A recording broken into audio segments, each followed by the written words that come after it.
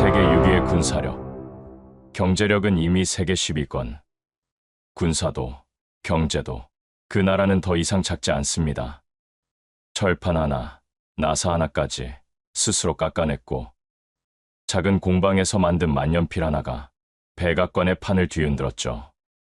한 자루의 미사일은 태평양 전체를 멈춰 세웠습니다. 인구는 고작 5천만, 하지만 강대국들의 역사로도 도저히 설명할 수 없는 단 하나의 예외. 기술을 삼키고 전통을 살리며 마침내 정신을 깎아낸 나라. 그 나라는 바로 대한민국입니다.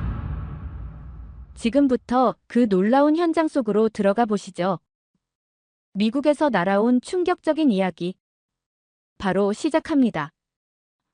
그리고 지금 어디에서 시청하고 계신지 댓글로 남겨주세요. 여러분의 이야기도 듣고 싶습니다.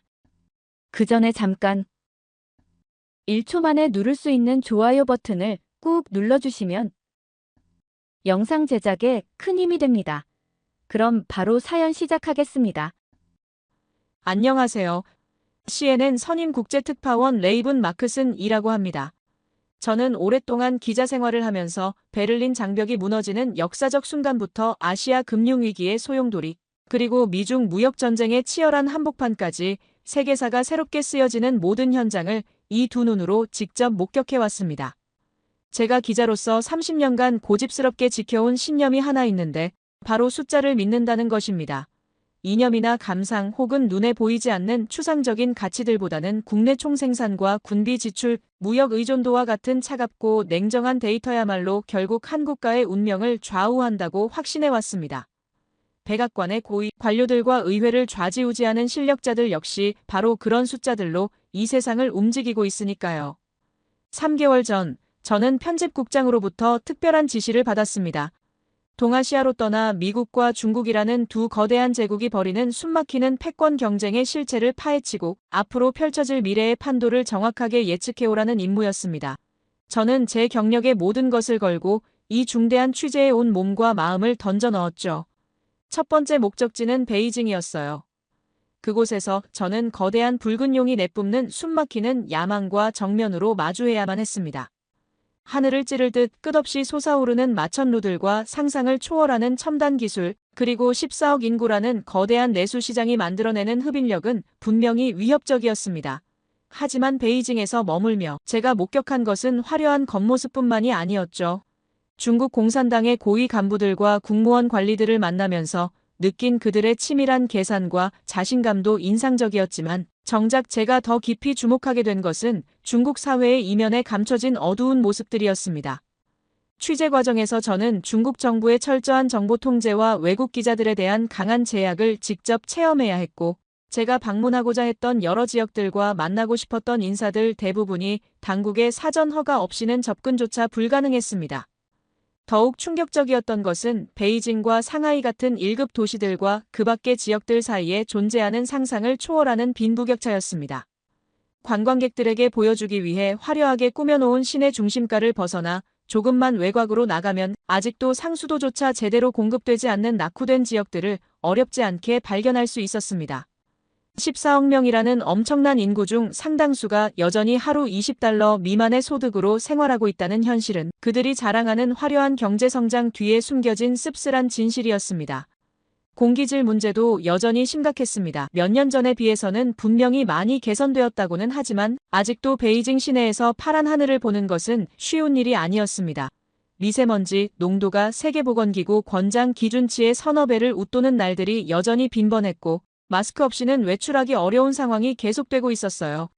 무엇보다도 저를 당황스럽게 만든 것은 공공장소에서의 시민의식 수준이었는데, 관광객들이 주로 찾는 천안문 광장이나 자금성 같은 곳들은 깨끗하게 관리되고 있었지만 일반 중국인들만 이용하는 지하철역이나 재래시장 같은 곳에서는 무질서하고 시끄러운 모습들을 자주 목격할 수 있었습니다.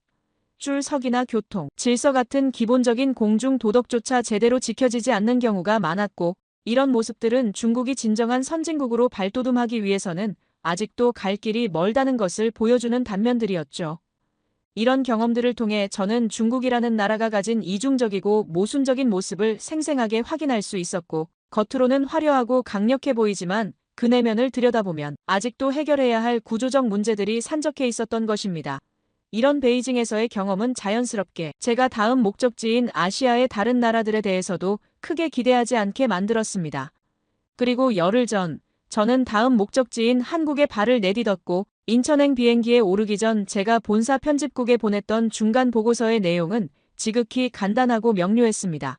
한국은 분명히 미국에게 유용한 동맹국이지만 결코 절대적이고 핵심적인 존재는 아니라는 것이었습니다.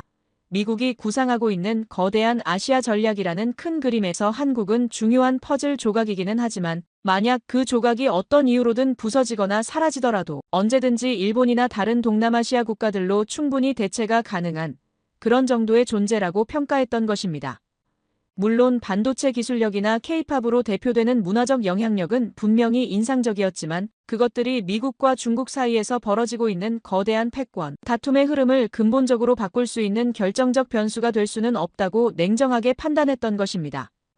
저는 한국을 미국의 국익을 위한 여러 선택지 중 하나로 오직 차가운 숫자와 데이터로만 평가하고 있었습니다. 그러던 중 서울에 머물고 있는 동안 워싱턴으로부터 한미 정상회담 개최 소식이 전해졌어요. 트럼프 대통령과의 회담은 어느 나라든 그리고 언제든 예측할 수 없는 위험한 무대였습니다.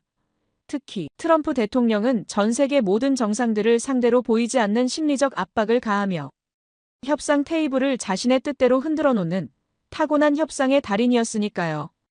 제가 지금까지 목격해온 트럼프 대통령의 외교 무대는 언제나 상대방을 완전히 굴복시키고 길들이는 잔혹한 권력 게임의 연속이었습니다. 우크라이나의 젤렌스키 대통령과의 회담에서는 돈 이야기를 노골적으로 꺼내며 현실을 보라고 비아냥거렸고 나토 회의장에서는 독일과 프랑스 정상들을 향해 왜 방위비를 제대로 내지 않느냐며 마치 상관이 부하 직원을 꾸짖듯 거칠게 몰아붙였었죠.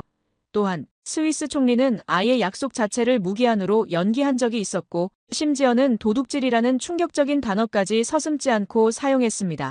남아프리카 공화국 대통령과의 회담은 일방적으로 취소해버리며 아프리카 여러 지도자들의 백악관 방문 요청도 차갑게 외면했습니다. 그래서 저는 이번 회담이야말로 제가 지난 몇 달간 세워둔 분석과 예측을 현실에서 직접 검증해볼 완벽한 기회라고 생각했습니다. 한국에게 관세 폭탄이라는 거대한 경제적 압박과 방위비, 대폭 증액 요구라는 무서운 파도가 몰려오는 상황에서 과연 한국이라는 작은 배가 얼마나 오래 버틸 수 있을지를 지켜보는 것은 저널리스트로서 매우 흥미로운 관전 포인트였습니다. 제 노트북은 이미 워싱턴의 냉혹한 힘의 논리와 숫자가 가진 무자비한 위력을 생생하게 증명할 기사 문장들로 가득 채워질 준비를 마친 상태였어요. 저는 당연히 트럼프 대통령이 지난 몇 년간 다른 동맹국 정상들을 다뤄왔던 것과 똑같은 방식으로 그 특유의 거칠고 예측 불가능한 협상술로 한국 대통령을 강하게 몰아붙일 것이라고 예상하고 있었습니다. 회담 당일 저는 서울 시내 한 호텔 객실에서 텔레비전 앞에 바짝 다가앉아 워싱턴에서 펼쳐지는 역사적 장면을 숨조차 제대로 쉬지 못한 채 지켜보고 있었습니다. 그런데 제 눈에 들어온 첫 번째 장면부터 무언가 심상치 않게 돌아가고 있었는데 백악관 남쪽 현관 앞으로 트럼프 대통령이 직접 걸어나와 기다리고 서 있는 모습이 화면에 잡혔던 것입니다. 이것은 정말로 극히 이례적인 일이었어요. 워싱턴의 복잡하고 까다로운 의전 규칙들을 완전히 무시하는 파격적인 행동이었거든요. 보통 외국 정상들은 백악관 현관에서 기다리고 있는 의전팀과 악수를 나눈 후 집무실로 들어가는 것이 일반적인 절차였는데 트럼프 대통령이 스스로 나와서 기다리는 경우는 거의 없었습니다. 잠시 후 한국 대통령이 탄 차량이 백악관 앞마당에 도착했고 차문이 열리는 바로 그 순간 트럼프 대통령은 마치 오랜 친구를 기다렸다는 듯이 성큼성큼 다가가 먼저 손을 내밀었습니다. 그것은 그저 형식적이고 의례적인 악수가 결코 아니었고 상대방의 어깨를 마치 절친한 동료처럼 부드럽게 감싸 안는 그 자연스러운 손길에는 분명히 계산되지 않은 진심 어린 따뜻함과 깊은 존중의 마음이 고스란히 배어 있었습니다. 저는 그 장면을 보면서 트럼프 대통령의 평소 악수 스타일을 떠올리지 않을 수 없었습니다. 그는 보통 상대방의 손을 강하게 잡아당기거나 세게 움켜쥐면서 자신의 우위를 과시하곤 했었는데 심지어 몇몇 정상들이 그 압박에 몸이 휘청거리는 모습이 카메라에 그대로 포착되기도 했었죠. 하지만 이번에는 전혀 달랐습니다. 트럼프 대통령은 그런 강압적이고 위압적인 제스처를 전혀 보이지 않았고 오히려 자연스럽고 따뜻한 환영의 모습을 보여주었습니다. 그리고 곧이어 회담장 안쪽에서 터져나온 시원하고 즐거운 웃음소리는 제가 그동안 품고 있던 모든 예상과 분석을 한 방에 완전히 박살내버렸어요. 그 웃음소리는 제가 긴 세월 동안 현장에서 쌓아올린 모든 데이터와 값진 경험들, 그리고 냉철한 이성으로 차곡차곡 세워둔 분석의 거대한 탑이 순식간에 무너져 내리는 소리처럼 들렸습니다. 힘의 절대적 우위에 서 있는 자는 결코 상대방에게 먼저 웃음을 보여주지 않는다는 것이 제가 워싱턴에서 배우고 익힌 가장 기본적인 권력의 제일 법칙이었으니까요. 그날 저녁, 저는 외교부 내부의 신뢰할 만한 정보원을 통해서 더욱 놀라운 소식을 접하게 되었습니다. 트럼프 대통령이 한국 대통령에게 자필로 직접 써서 건넨 메시지가 있었다는 것인데 그 내용은 당신은 정말로 스마트한 지도자, 위대한 지도자라는 도저히 믿기 어려운 찬사의 글이었습니다. 항상 자신을 스마트하다고 말하고 다니는 트럼프 대통령이 한국 대통령에게 스마트한 지도자, 그는 스마트하다라고 말하는 것은 자기와 말이 통한다라고 받아들이며 우호적인 관계를 뜻하는 것이었거든요. 이것은 단순한 외교적 립서비스나 의례적인 수사가 아니었습니다. 트럼프 대통령의 변덕스럽고 예측 불가능한 성격을 누구보다 잘 아는 사람이라면 분명히 알 수 있었죠. 그 메시지 한 줄 한 줄에는 진심이 담겨 있었다는 것을요. 제 머릿속은 순간 하얗게 비어버렸습니다. 하지만 혼란스러운 상황은 거기서 끝나지 않았는데 다음 날 베이징으로부터 날아온 긴급 외교 전문 하나가 워싱턴 정가 전체를 크게 뒤흔들어 놓았습니다. 시진핑 국가주석이 한미 정상회담의 결과에 대해 이례적으로 강한 분노를 표출하며 이미 예정되어 있던 한국 고위급 특사단과의 중요한 면담을 일방적으로 거부해버렸다는 충격적인 소식이었죠. 거대한 중화인민공화국이라는 나라가 제가 그저 미국의 부속품이나 하위, 파트너 정도로 여겨왔던 한국의 작은 행보 하나하나에 대해서 이렇게까지 감정적이고 격렬하게 반응하는 이유가 대체 무엇일까요?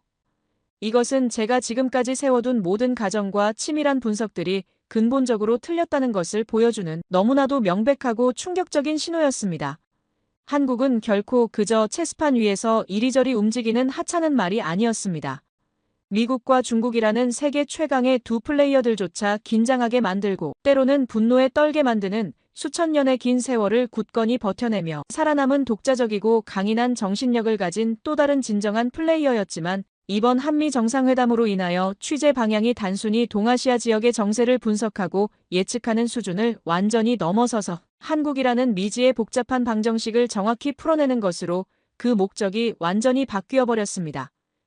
저는 이 도무지 계산할 수 없고 예측 불가능한 나라가 숨기고 있는 비밀을, 그 엄청난 힘의 진짜 근원이 무엇인지를 제 두 눈으로 직접 확인하고 밝혀내야만 했습니다. 그 본격적인 조사의 시발점은 트럼프 대통령의 마음을 순식간에 사로잡았다는 뜻밖의 작은 단서로부터 시작되었습니다. 바로 손바닥만한 크기의 만년필 하나였습니다. 정상회담 당시 트럼프 대통령이 그토록 간절히 탐을 내며 갖고 싶어 했다는 그 만년필이 태극 문양과 봉황이 정교하게 새겨진 그 아름다운 필기구가 대체 어디서 만들어진 것인지 궁금했습니다. 제가 수소문을 거듭한 끝에 알아낸 사실은 정말로 놀라웠어요. 그 만년필이 바로 서울의 오래된 공업지대인 영등포구 물레동에 자리한 한 작은 수제 공방에서 장인의 정성어린 손길로 하나하나 만들어졌다는 사실이었습니다. 저는 망설임 없이 그곳으로 향했어요. 솔직히 말씀드리면 처음에는 그다지 큰 기대를 하지 않았습니다. 워싱턴에서 펼쳐지는 고차원적인 외교라는 것은 언제나 거대한 자본력과 보이지 않는 막강한 권력이 만들어내는 힘의 게임이었으니까요. 한 작은 동네 공방에서 만들어진 소박한 물건 하나가 세계 최강국들 사이의 거대한 외교 판도를 실질적으로 바꿀 수 있었다는 사실을 저의 합리적 이성은 쉽사리 받아들이려 하지 않았습니다. 물레동 골목에 처음 발을 내디뎠을 때 저를 맞이한 것은 세월의 무게가 고스란히 묻어난 녹슨 철문들과 각종 공장에서 흘러나오는 진한 기름 냄새가 뒤엉켜 만들어낸 낡고 투박한 풍경이었습니다. 사방에서 들려오는 거대한 철강 공장들의 요란한 기계 소음 속에서 과연 이런 곳에서 백악관의 주인을 한순간에 빠져버리게 만든 명품이 정말로 탄생할 수 있었을까 하는 의구심이 계속 들었어요. 하지만 저는 마침내 제나일이라는 소박한 간판이 걸려있는 그 운명적인 공방을 찾아낼 수 있었고 문을 열고 안으로 들어서는 순간 저는 공방의 관계자를 만나서 귀한 나무를 한 조각 한 조각 정성스럽게 깎아내고 차가운 금속을 뜨겁게 달구어 정교하게 다듬어가며 마치 하나의 작은 만년필 안에 온 우주의 정신을 고스란히 담아내려고 하는 듯한 경이로운 광경을 목격할 수 있었습니다. 그 관계자, 장인은 저에게 만년필이라는 존재가 가지는 깊은 철학에 대해서 차근차근 설명해 주었어요.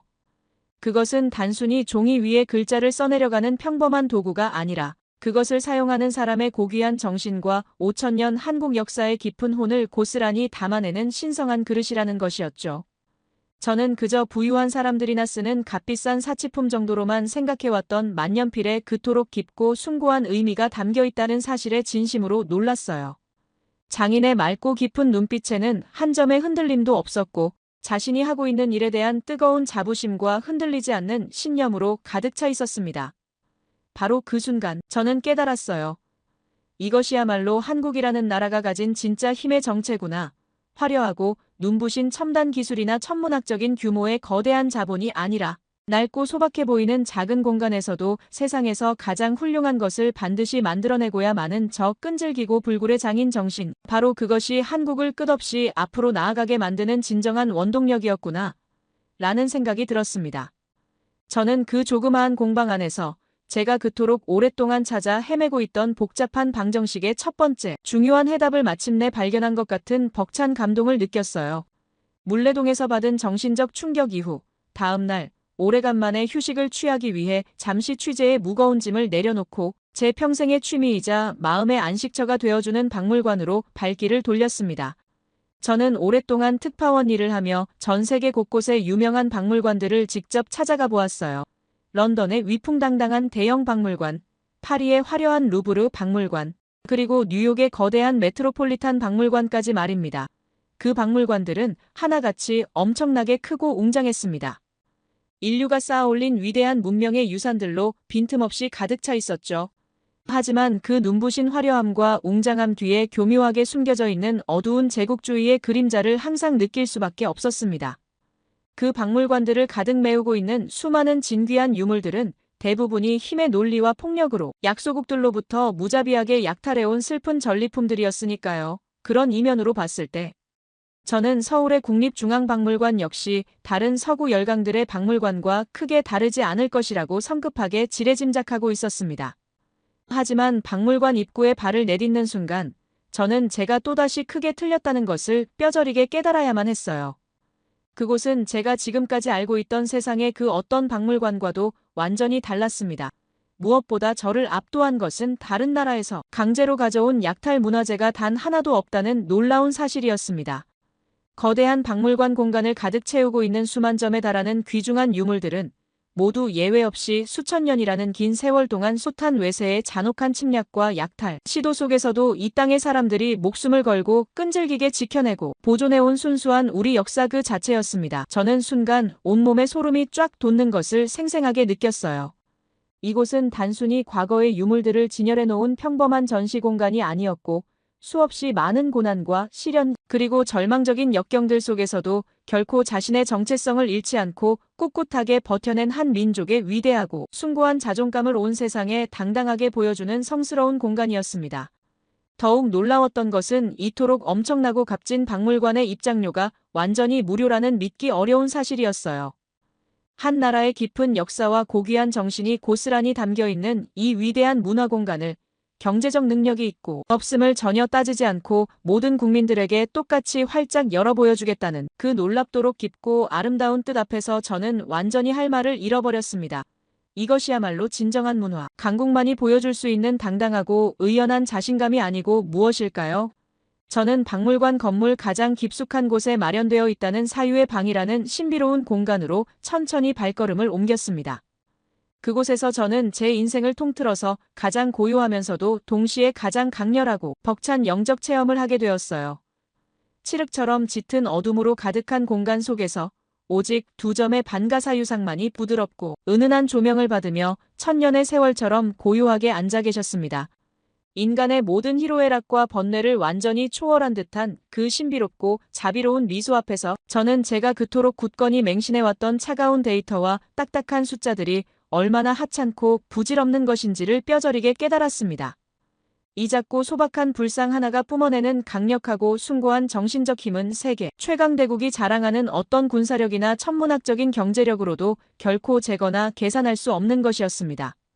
저는 그곳에서 한참을 꼼짝도 하지 못한 채 서 있었어요. 그리고 비로소 깨닫게 되었습니다. 한국의 진짜 힘은 눈에 보이는 강철이나 반도체에 있는 것이 아니라 바로 저렇게 수천 년을 굳건히 이어져 온 결코 꺾이지도 빼앗기지도 않는 위대한 정신에 있다는 것을요.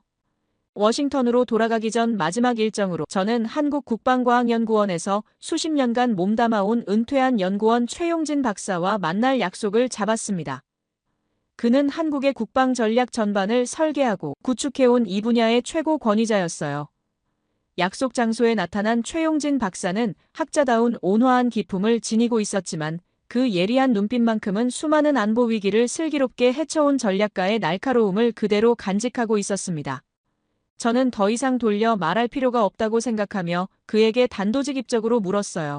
도대체 한국의 진정한 힘은 어디에서 나오는 것인지, 미국이라는 거대한 우산 아래에서, 그리고 중국과 일본이라는 동아시아의 두 거인들 사이에 끼어 있으면서도 어떻게 해서 지금과 같은 독자적이고 강력한 힘을 갖게 되었는지 궁금하다고 말했습니다. 최용진 박사는 한참 동안 창밖의 서울 하늘을 조용히 바라보더니 저에게 아주 오래전에 있었던 흥미진진한 이야기를 들려주기 시작했습니다. 바로 냉전이 막을 내리고 소비에트 연방이 역사 속으로 완전히 사라져버리던 그 혼돈과 격변의 시절에 시작되었던 불곰 사업이라는 이름의 놀라운 프로젝트였습니다. 당시 한국은 붕괴 직전에 러시아에게 빌려준 막대한 규모의 차관을 제대로 돌려받지 못할 심각한 경제적 위기에 직면해 있었다고 합니다. 저의 기존 분석 논리대로라면 약소국들은 이런 절망적인 상황에서 강대국들에게 이리저리 끌려다니거나 아니면 천문학적인 경제적 손실을 그대로 감수하는 것이 피할 수 없는 당연한 수순이었죠. 하지만 한국이 내린 선택은 전혀 달랐습니다.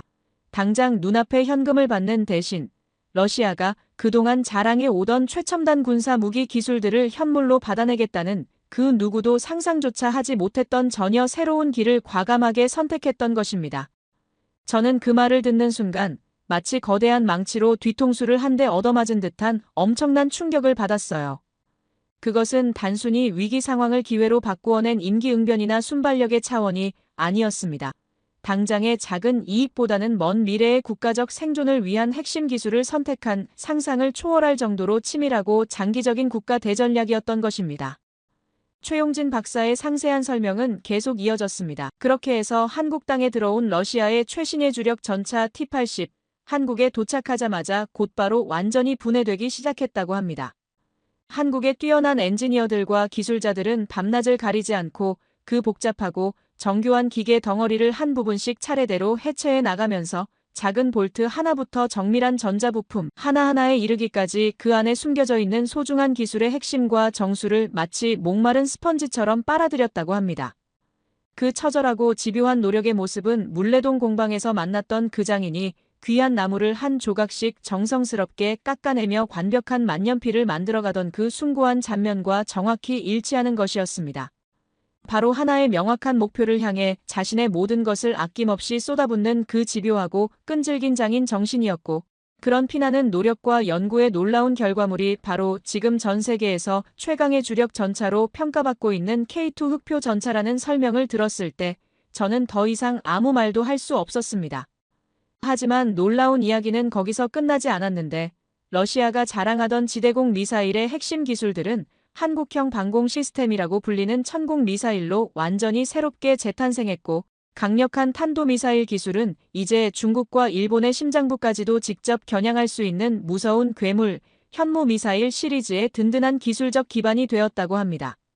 과거의 적성국이었던 러시아로부터 얻어낸 소중한 기술들을 완전히 흡수하고 소화해서 이제는 그 어떤 잠재적 위협 세력에도 당당하게 맞설 수 있는 강력한 방패와 예리한 창을 스스로의 힘으로 만들어낸 것입니다. 저는 그때서야 비로소 모든 퍼즐이 맞춰지는 것을 느꼈습니다.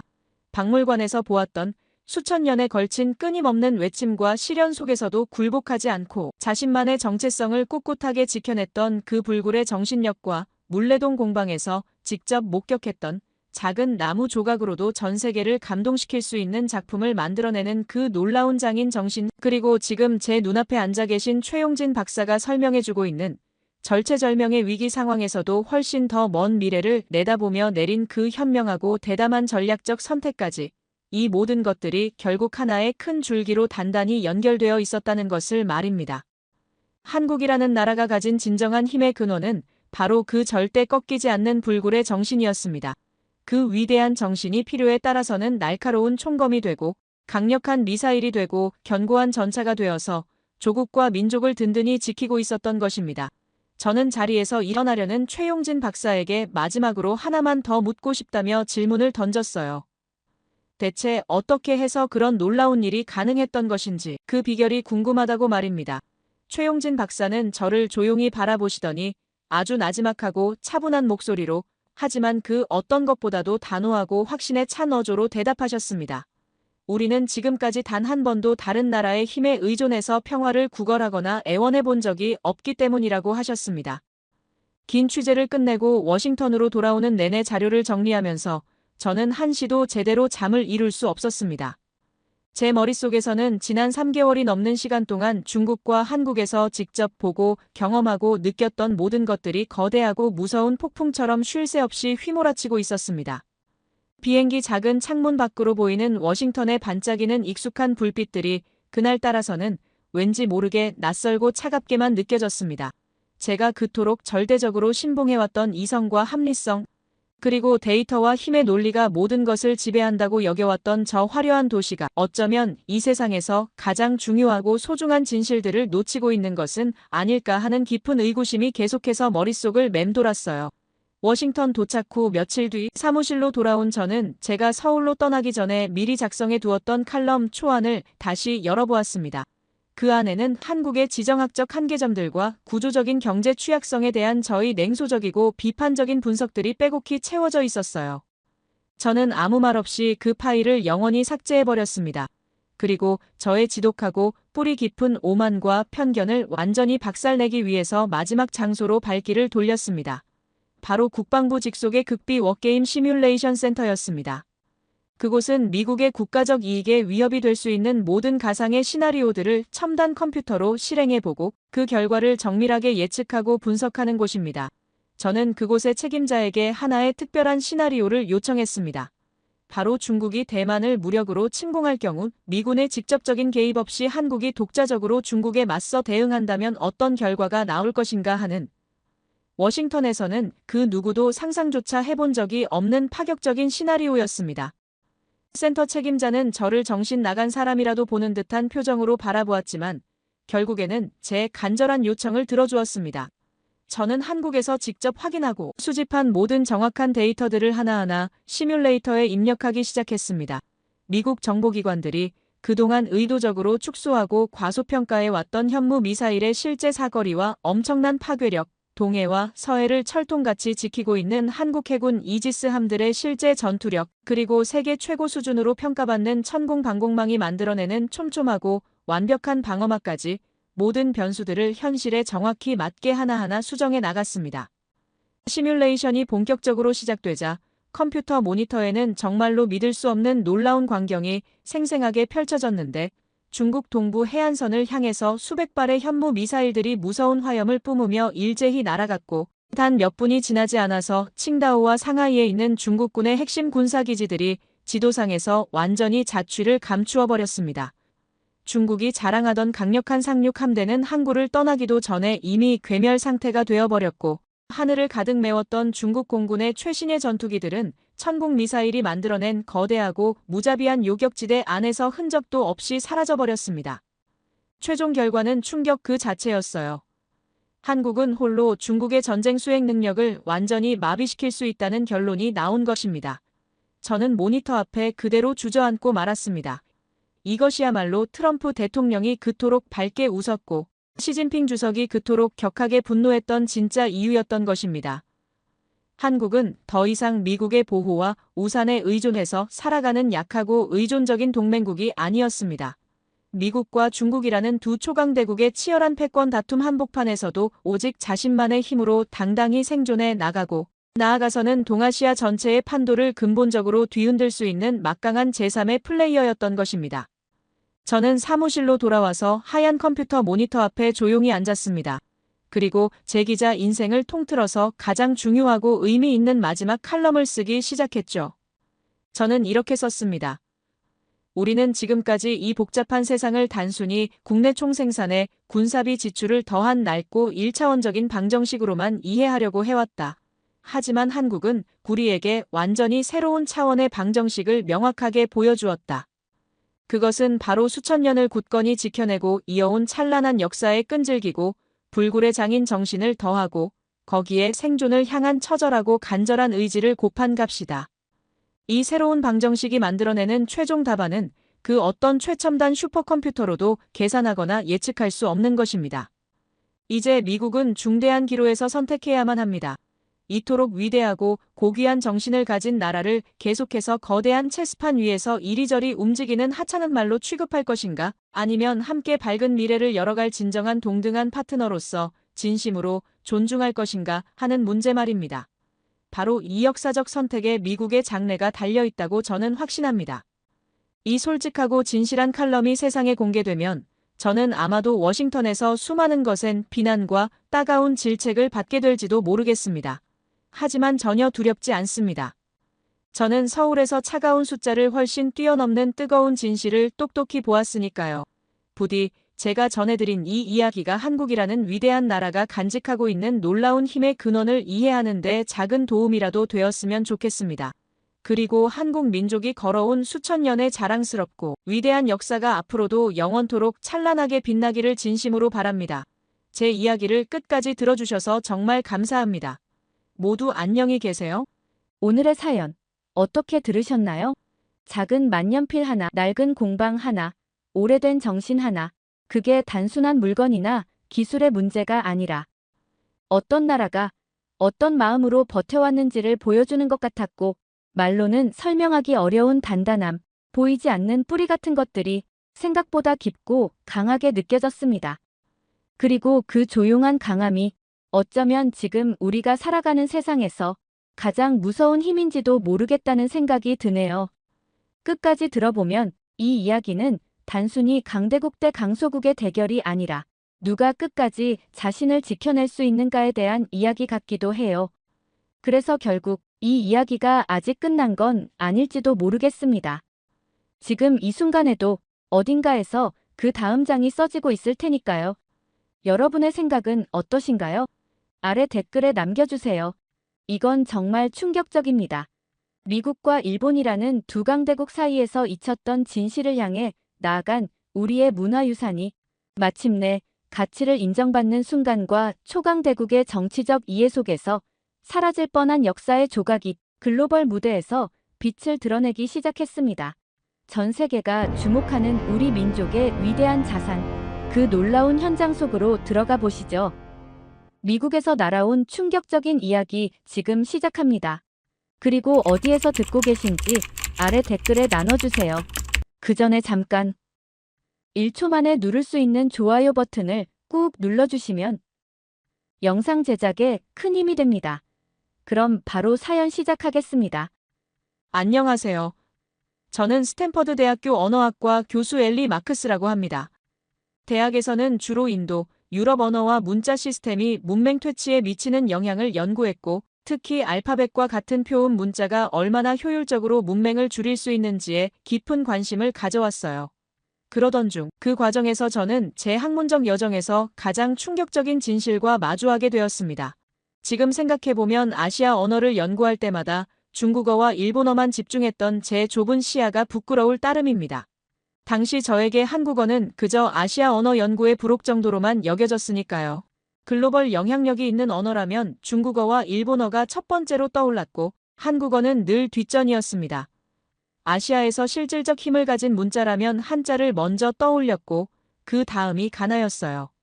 그런 제 인식이 완전히 뒤집힌 건 의회 도서관에서 일하는 친구 헤더 나타샤 덕분이었는데 어느 날 헤더가 저에게 연락해서 이건 꼭 봐야 한다며 목소리가 들떠 있었습니다.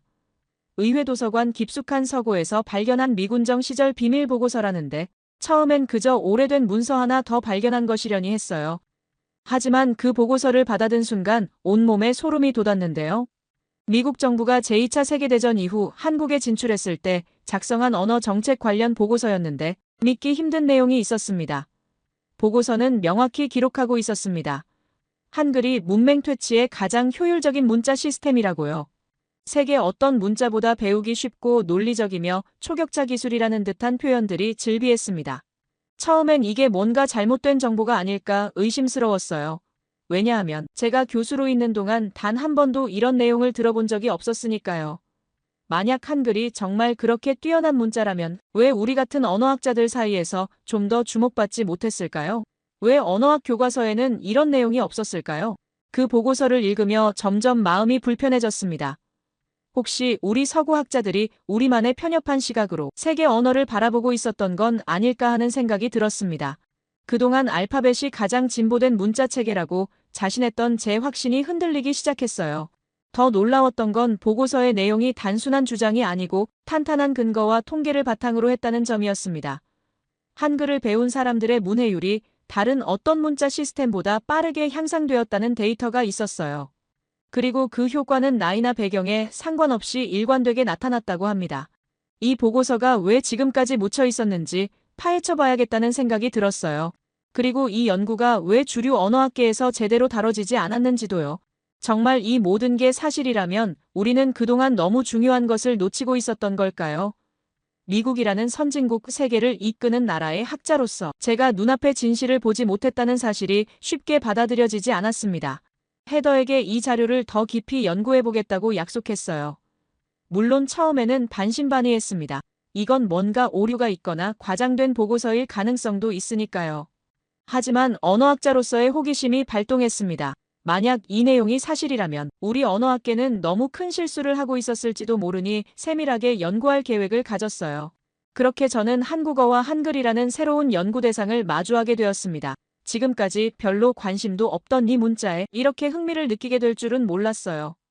어쩌면 우리가 당연하게 여겨온 많은 것들이 사실은 우리가 세계를 바라보는 좁은 시각 때문에 잘못 판단된 것일 수도 있겠다는 생각이 들었습니다. 이제부터는 열린 마음으로 이 보고서의 진실을 확인해 봐야겠다는 다짐을 했어요. 학문적 양심을 가진 연구자로서 그리고 세계 최고 대학의 교수로서 말이죠. 지난 몇 년간 제가 진행해온 문자 시스템과 문맹 퇴치 상관관계 연구는 사실 제 학문적 정체성이었어요. 저는 늘 알파벳과 같은 라틴 문자가 세계에서 가장 효율적인 문해력 시스템이라고 확신했지만 그 미군정 보고서를 발견한 후부터 저는 밤낮으로 그 내용을 검증하기 위해 자료를 찾아보기 시작했습니다. 가장 먼저 한글, 영어로는 행굴이라고 표기되는 이 문자에 관한 기본적인 정보부터 찾아봤습니다. 재밌게도 이 단어의 영문 표기법에도 역사가 있더군요. 한국 정부의 공식 표기법에 따르면 HANGUL의 알파벳 E가 안 들어가는 게 맞지만 영어권에서는 오래전부터 행굴 알파벳 E가 없이 표기해서 널리 쓰이고 있었습니다. 마치 한국의 대기업 이름 삼성이나 현대처럼 학문적 정확성보다 익숙함과 인지도가 우선시된 경우처럼 말이죠. 이렇게 한글에 대해 알아볼수록 점점 더 의문이 깊어졌는데요. 정말 이렇게 뛰어난 문자 체계가 있었는데 왜 언어학계에서 제대로 연구되지 않았을지 제 의문을 풀기 위해 가장 먼저 찾아간 사람은 은퇴한 교육부 국장 에이단 번스였습니다. 에이단은 예전에 아시아 교육 정책을 담당했던 인물로 미국의 교육 외교에 상당한 영향력을 행사했던 사람이었습니다. 에이단의 사무실은 워싱턴 외곽의 조용한 주택가에 있었어요. 수십 년간 모아온 각종 자료들이 벽면을 가득 채우고 있었고 책상 위에는 언어 관련 논문들이 산더미처럼 쌓여 있었습니다. 제가 찾아온 이유를 설명하자 에이단의 표정이 복잡해졌어요. 처음에는 망설이는 듯 했지만 이내 깊은 한숨을 내쉬며 이야기를 시작했습니다. 에이단은 자신도 한때 한글에 깊은 관심을 가졌다고 말했어요. 실제로 한글이 문맹 퇴치에 놀라운 효과가 있다는 사실을 알게 되었을 때 미국의 교육 방식에도 이를 응용할 수 있지 않을까 생각했다고 합니다. 하지만 당시 학계와 정책 기반자들 사이에서 이런 의견은 무시당했다고 했어요. 너무 지역적인 이야기라는 이유로 또는 미국의 영향력 확장에 도움이 되지 않는다는 이유로요. 에이단은 서류 상자 하나를 꺼내 저에게 건넸습니다. 그 안에는 한글의 역사와 구조에 관한 다양한 자료들이 들어있었고 한글은 세종대왕이라는 조선의 왕이 백성들을 위해 만든 문자라고 설명하면서 저는 그 순간 문자가 단순한 기호의 집합이 아니라는 사실을 처음으로 깨달았어요. 영어나 라틴 알파벳처럼 오랜 시간에 걸쳐 자연스럽게 형성된 것이 아니라 놀랍게도 한글은 실제로 설계된 문자였습니다. 소리를 낼 때 사람의 입과 혀, 목구멍이 어떤 모양이 되는지를 관찰해서 자음의 모양이 만들어졌다고 들었을 때 너무 신기했어요. 모음은 하늘, 땅, 사람을 상징하는 세 가지 요소로 구성되었다고 하더라고요. 그 단순하면서도 철학적인 구조에 진심으로 감탄했습니다. 이 문자는 그저 아름답고 과학적인 것에 그치지 않았어요. 세종대왕께서는 백성들이 어렵지 않게 글을 익히고 자신의 생각과 감정을 표현할 수 있도록 이 문자를 만들었다고 하셨습니다. 누구나 쉽게 배울 수 있도록 고안된 문자라는 점에서 저는 한글이 단순한 문자 체계를 넘어서 공감의 결정체라고 느꼈어요. 또한 세계 대부분의 문자가 자연스럽게 진화한 것과 달리 한글은 철저히 계획되고 설계된 것이었죠. 이러한 사실이 저를 가장 놀라게 했어요. 자료를 읽어보니 한글 창제의 목적에 대해서도 다양한 견해가 있었는데요. 일부는 세종대왕이 순전히 백성들을 위해 만들었다고 주장하는 반면 또 다른 의견은 통치체제 강화를 위한 목적도 있었다고 설명했습니다. 양반이라 불리던 당시 지배층에게도 한글이 유용했다는 기록이 있었지만 여러 증거를 종합해보면 한글의 가장 큰 목적은 글을 모르는 일반 백성들에게 문자를 보급하기 위함이었다고 합니다. 특히 눈에 띄었던 것은 일본 언어학자 노마 히데키의 연구였는데 노마 히데키는 한글의 글자 모양이 극도로 단순하게 설계된 이유가 붓과 종이 같은 고급 필기구를 사령편이 안 되는 평민들도 쉽게 사용할 수 있게 하기 위함이라고 분석했습니다. 당시로서는 매우 급진적인 발상이었습니다. 노마 히데키는 심지어 훈민정음은 어리석은 백성이 모래 위에 나뭇가지로 낙서하듯 그리기에 어려움이 없는 모습을 하고 있다고까지 표현했어요. 이런 자료들을 읽으면서 점점 더 의문이 커졌습니다. 왜 이렇게 혁신적인 문자 시스템이 서구 학계에서 제대로 평가받지 못했을까요? A단에게 이 질문을 던졌을 때 A단은 쓰게 웃으며 대답했습니다. 사실 그가 한때 스탠퍼드를 포함한 여러 유명 대학의 교수 회의에 이 연구 결과를 회람했지만 대부분 냉소적인 반응이었다고 합니다. 많은 교수들이 그건 특수 사례일 뿐이라거나 문자라는 건 효율성 외에도 문화적 품격이 중요하다며 무시했다고 했습니다. 이 말을 들으니 왠지 모르게 가슴이 답답해졌어요. 저 역시 비슷한 생각을 한 적이 있었기에 아시아 문자는 흥미롭긴 하지만 실용적이지 않다는 편견을 가지고 있었습니다. 문득 우리 서구학자들이 얼마나 자기중심적인 시각으로 세계를 바라보고 있었는지 돌아보게 되었어요. A단은 한 가지 제안을 했는데 정말 한글에 대해 알고 싶다면 직접 한국인 학자들을 만나보라고 했습니다. 책과 보고서만으로는 알 수 없는 문화적 맥락이 있을 거라고 했어요. 또한 조만간 언어학과에서 중요한 세미나가 있을 거라며 그곳에서 많은 정보를 얻을 수 있을 거라고 했습니다. A단의 사무실을 나오면서 마음속에 복잡한 감정이 일었는데 지금까지의 제 연구가 얼마나 편향되어 있었는지 그리고 그런 편향성이 어떻게 학문적 시야를 좁혔는지 깨닫게 되었어요. 동시에 한글이라는 새로운 연구 대상에 대한 기대감도 커졌습니다. 이런 중요한 문자 체계를 제대로 연구한다면 문맹 퇴치에 관한 제 연구도 한층 더 깊어질 수 있을 것 같았죠. 이제 저는 더 많은 자료를 찾아보고 한글의 진정한 가치와 그것이 세계에서 잘 알려지지 않은 이유를 밝혀내기로 결심했습니다. 만약 제가 이 연구를 통해 새로운 시각을 제시할 수 있다면 그것은 미국과 같은 선진국의 학자로서 세계 지식 발전에 기여하는 중요한 일이 될 것입니다. 이제 저는 다음 단계로 나아갈 준비가 되었어요. A단과의 만남 이후 저는 얼마 지나지 않아 스탠퍼드 대학교에서 열리는 동아시아 언어학 세미나에 참석하게 되었습니다. 그 자리에는 다양한 국적의 학자들이 모여 있었는데 특히 도쿄대학교에서 온 미우라 교수가 눈에 띄었습니다. 미우라 교수는 동아시아 문자 연구의 권위자로 알려진 인물이었어요. 세미나가 시작되고 각자 연구 주제를 발표하는 시간이 되자 저는 용기를 내어 최근 발견한 미군정 보고서와 한글의 효율성에 관한 제 의견을 간략히 소개했습니다. 사실 이 자리에서 다른 전문가들의 의견을 듣고 싶었기 때문이었어요. 하지만 제 발표가 끝나자마자 미우라 교수가 손을 들고 날카롭게 질문했습니다. 미우라 교수는 한글의 기원에 대해 전혀 다른 주장을 펼쳤는데 현대 한글은 사실 일본이 다듬고 보급한 것이라는 충격적인 주장이었습니다. 일제강점기에 일본이 조선인들을 위해 문자 체계를 정비하고 교육했다는 것이었고 심지어 이를 뒷받침하는 자료까지 준비해와서 보여주었습니다. 일본에서 발간된 조선어 교재와 몇몇 역사적 문서들이었어요. 순간 강의실 내 분위기가 무거워졌습니다. 저는 A단에게서 들은 이야기와 너무 달라 당황스러웠고 머릿속이 복잡해졌습니다. 도대체 무엇이 사실인지 혼란스러웠는데 더 놀라운 것은 세미나에 참석한 여러 서구학자들이 미우라 교수의 주장에 고개를 끄덕이며 수긍하는 모습이었어요. 미우라 교수는 계속해서 한글 맞춤법 통일안이 일본 학자들의 연구를 바탕으로 만들어졌다고 주장했고, 오구라 신페이라는 일본 학자의 업적을 강조하면서 현대 한글 체계는 사실상 일본의 공로라고 말했습니다. 저는 무언가 이상하다고 느꼈지만 이 분야의 전문가가 아닌 제가 감히 반박할 수 없었어요. 세미나가 끝난 후 저는 도서관으로 달려가 미우라 교수의 주장을 확인해 보기로 했습니다. 다양한 역사 자료와 논문들을 찾아보는데 몇 시간의 조사 끝에 놀라운 사실을 발견한 것들을 보니 미우라 교수의 주장과는 정반대의 증거들이 쏟아져 나왔어요. 실제 역사 기록을 보니 일제강점기 동안 일본은 한글 사용을 제한하고 문맹 퇴치 운동을 적극적으로 탄압했다는 사실이 드러났습니다. 일본의 조선 교육령은 점차 조선어 교육을 축소했고 결국에는 완전히 폐지했으며 해방 직전인 1944년의 조선인 문맹률은 무려 70%에 달했다는 역사적 내용이 나와 있었습니다.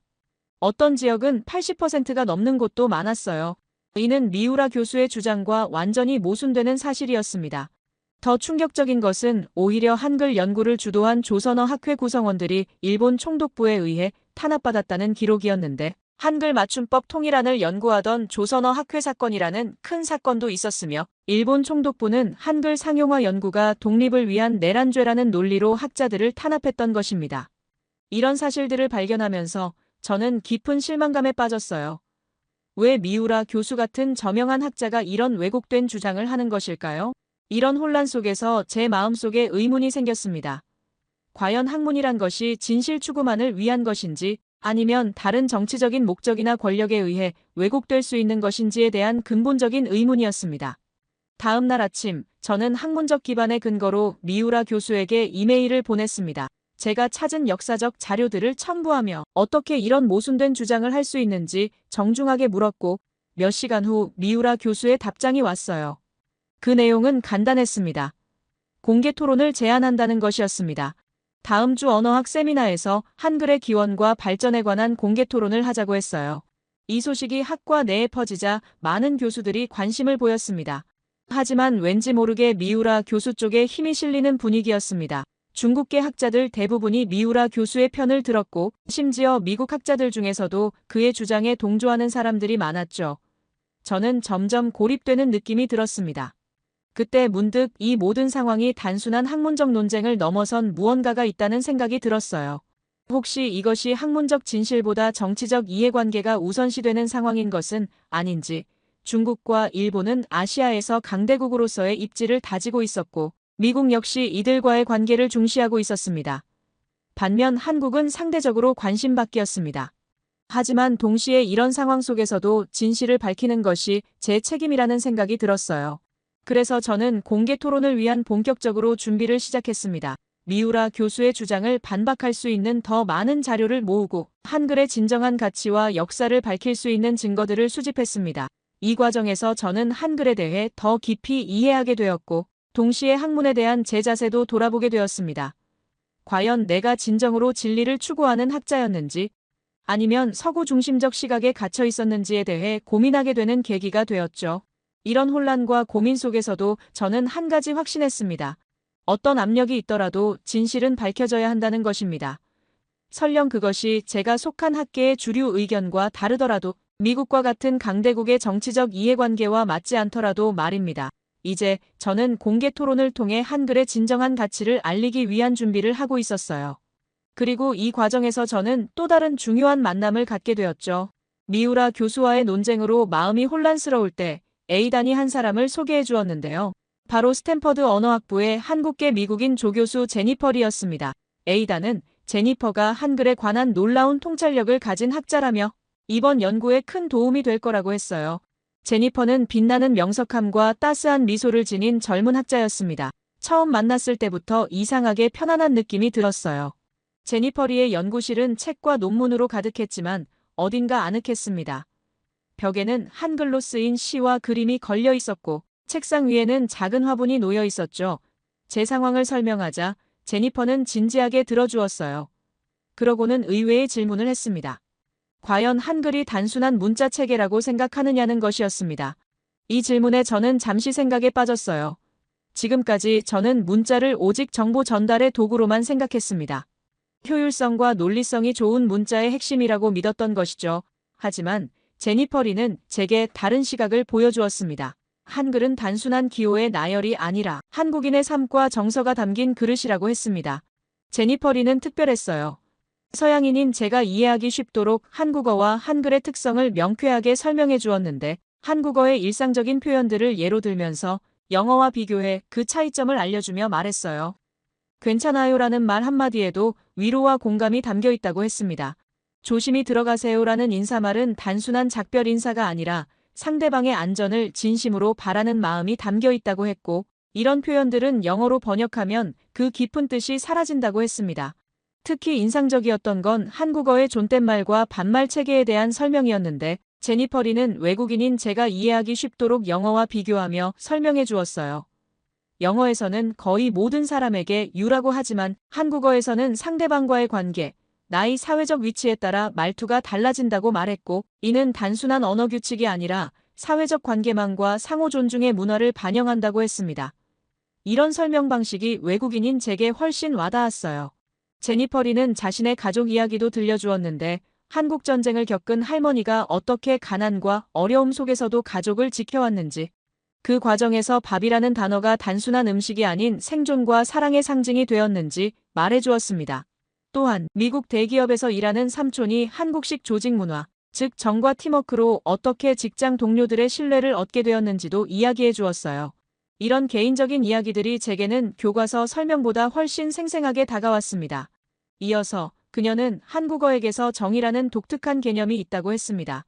제니퍼 리는 이 개념을 외국인인 제가 이해할 수 있도록 영어로 비슷한 개념들과 비교하며 설명해 주었습니다. 정은 사람과 사람 사이에 형성되는 깊은 유대감과 따뜻함을 의미하는데, 이 감정은 한국 문화의 핵심이자 언어 표현의 바탕이 된다고 했습니다.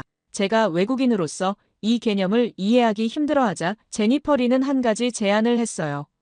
연구실에 있는 자료들을 함께 살펴보자고 했습니다.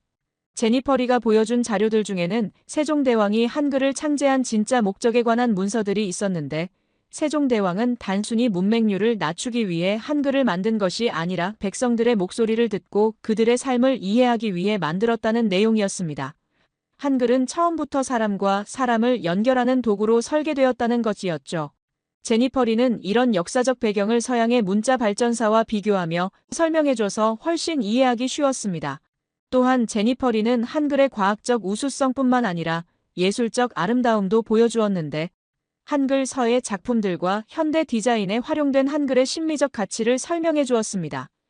특히 한글의 자음과 모음이 사람의 발음 기관을 본떠 만들어졌다는 사실이 놀라웠고, 이는 한글이 인간의 육체적 특성을 반영한 문자라는 증거였어요. 제니퍼 리는 이런 개념을 제가 쉽게 이해할 수 있도록 알파벳과 비교하며 설명해 주었는데, 그 방식이 정말 명쾌하고 와닿았습니다.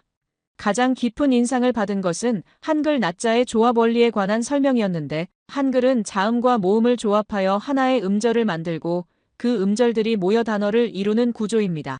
제니퍼 리는 이를 서양 철학 개념과 비교하면서 단순한 효율성을 넘어 우주의 조화와 균형을 반영한다고 했습니다. 천지인 삼재의 철학적 원리가 문자 체계에 녹아 있다는 것이었습니다. 이런 설명은 서양학자인 제가 이해하기 쉽게 풀어주어서 훨씬 와닿았어요. 시간이 흐르면서 저는 점점 한글이 단순한 기호 체계가 아니라는 것을 이해하게 되었습니다. 한글은 한국인의 사고방식, 생활방식, 가치관을 담고 있는 그릇이었어요. 그것은 효율성만을 위한 도구가 아니라 사람의 마음을 담는 그릇이었던 것입니다. 제니퍼 리의 마지막 말이 가슴에 깊이 남았습니다. 한글은 문자가 아니었어요. 사람의 마음이었어요. 이 한마디가 제 학문적 시각을 완전히 바꿔놓았고, 지금까지 저는 언어를 단지 의사소통의 도구로 바라봤지만, 이제는 언어가 그 이상의 것, 즉 문화와 정서, 역사와 철학이 담긴 살아있는 유기체라는 것을 깨닫게 되었어요. 이 깨달음은 제 연구 방향에도 큰 영향을 미쳤습니다. 이제는 단순히 문맹 퇴치의 효율성만이 아니라 문자가 사람들의 삶과 마음에 어떤 영향을 미치는지 고려해야 한다는 것을 알게 되었어요. 언어는 단순한 도구가 아니라 인간 존재의 핵심적인 부분이었던 것입니다. 에이단이 제니퍼 리를 소개해준 것은 제 학문적 여정에서 가장 큰 전환점이 되었고, 제니퍼 리와의 대화를 마치고 연구실을 나오면서 저는 이전과는 완전히 다른 사람이 된 것 같은 느낌이 들었습니다. 머릿속이 복잡하지만 동시에 새로운 통찰로 가득 찼으며 미우라 교수와의 공개 토론이 이제 단순한 학문적 논쟁을 넘어 언어와 문화, 그리고 인간에 대한 더 깊은 이해를 위한 여정이 되리라는 생각이 들었습니다. 이제 저는 한글의 진정한 가치를 세상에 알릴 준비가 되었어요. 제니퍼 리와 함께 연구를 진행하면서 미우라 교수와의 토론 준비도 차근차근 해나갔습니다. 토론 날짜가 다가올수록 긴장감은 높아졌어요. 그리고 드디어 그날이 왔습니다.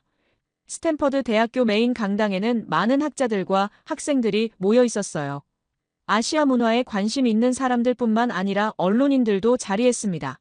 토론이 시작되고 미우라 교수가 먼저 발언권을 얻었어요. 미우라 교수는 여전히 한글의 일본 기원서를 주장하며 현대 한글은 일제강점기에 일본 학자들에 의해 정립되었다고 강조했습니다. 또한 훈민정음은 세종이 만든 것이고 한글은 주시경 등 한글학자가 정립한 것이므로 서로 다르다는 새로운 주장을 펼쳤어요. 드디어 제 차례가 되었어요. 저는 깊게 숨을 들이마시고 준비한 자료들을 펼쳤습니다. 먼저 용어부터 명확히 정리했어요. 한글은 현대 한글 맞춤법에서 쓰이는 자모를 말하고 훈민정음은 옛 한글을 포함한 모든 한글 자모를 의미한다고 설명했습니다. 주시경을 위시한 한글학자가 정립한 것은 한글 자체가 아니라 띄어쓰기, 분철법, 아래아 폐지 등의 한국어 맞춤법이라는 사실을 강조했어요. 맞춤법이란 어떠한 언어를 문자로 옮기는 규칙임을 명확히 했습니다. 이는 어디까지나 언어에 맞춰 문자의 사용법을 정립한 것이기 때문에 이것만으로 한글이라는 문자 자체를 정립했다고 할 수 없다고 설명했어요. 외형적으로도 훈민정음과 현대 한글은 거의 같다는 사실을 보여주었습니다. 몇몇 글자는 원래 곡선적 모습이 없는 완벽한 좌우 대칭 문자였고 일부 획을 쓰는 방식이 현재와 조금 달랐을 뿐이라고 덧붙였어요. 고어 문헌을 해석하기 어렵다는 이유로 훈민정음과 한글이 다르다고 주장하는 것은 문자와 언어를 혼동하는 오류라고 지적했습니다. 마치 한글로 I am a boy를 쓰고 영어를 하나도 모르는 사람에게 이 의미를 해석시켰는데 못 해석하니 이건 한글이 아니다 라고 주장하는 것과 같다고 비유했어요. 청중 사이에서 공감의 숨소리들이 들렸습니다. 현대 맞춤법과 맞춤법의 현대 한글은 주시경 등이 정립한 것으로서 이는 언어적인 측면이며 문자 자체를 정립한 것이 아니라고 강조했어요. 따라서 한글은 엄연히 세종대왕이 정립한 문자체계라는 점을 명확히 했습니다. 이어서 일제강점기 동안 일본이 한글 보급을 도왔다는 미우라 교수의 주장에 대해서도 반박했어요. 역사적 기록으로 오히려 일본 총독부가 한글 사용을 제한하고 문맹퇴치운동을 탄압했음을 증명했습니다. 해방 직전인 1944년에 조선인 문맹률이 70%에 달했다는 사실과 조선어 학회 사건을 통해 일본이 한글 연구자들을 탄압했다는 증거를 제시했어요. 토론은 2시간 넘게 이어졌습니다. 제가 준비한 역사적 증거들과 논리적 분석 앞에서 미우라 교수의 주장은 설득력을 잃어갔어요. 마지막으로 한글의 언어학적 가치를 넘어선 문화적, 인간적 가치에 대해 이야기했습니다. 한글은 단순한 문자가 아니라 사람들의 삶과 마음을 담는 그릇이라는 점을 강조했어요.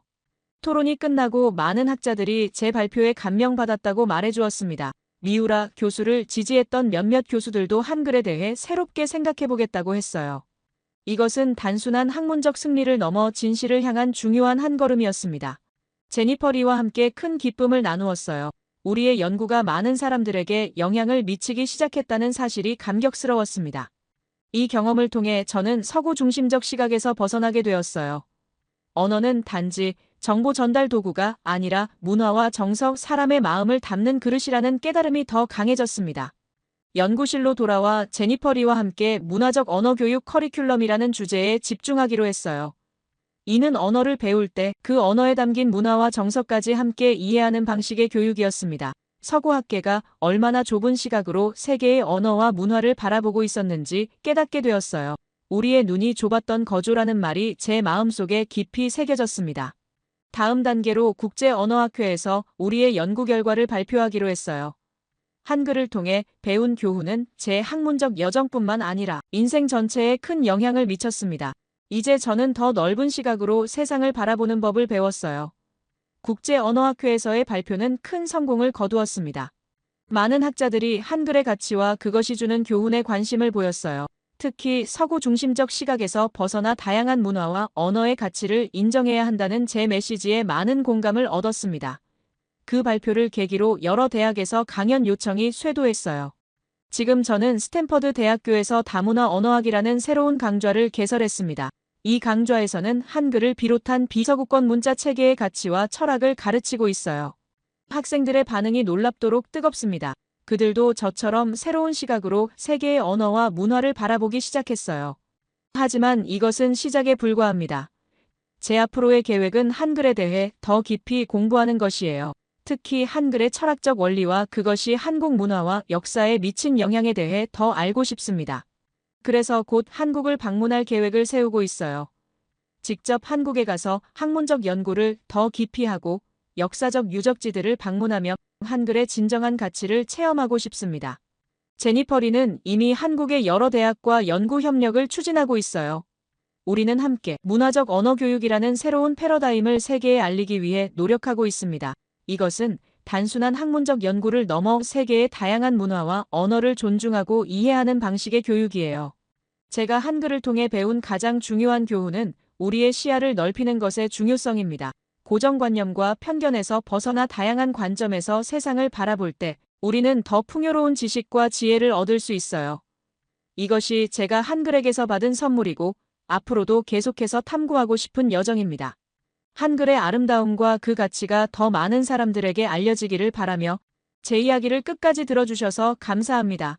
여러분 모두 안녕히 계세요. 오늘의 사연 어떻게 들으셨나요? 한 언어학자가 우연히 발견한 자료를 통해 알게 된 한글의 가치, 그리고 이를 세계에 알리기 위한 여정이 참 인상적이었습니다. 사실 우리가 당연하게 여기는 것들이 세계적으로 얼마나 놀라운 것인지 모를 때가 많죠. 강대국들의 학문적 편견과 정치적 이해관계 속에서 가려질 뻔했던 진실이 다시 빛을 보게 된 과정이 감동적이었습니다.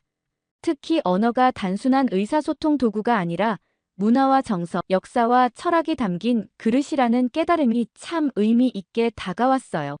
우리가 매일 쓰는 한글 속에 담긴 위대한 가치를 다시 한번 생각해 보게 되네요.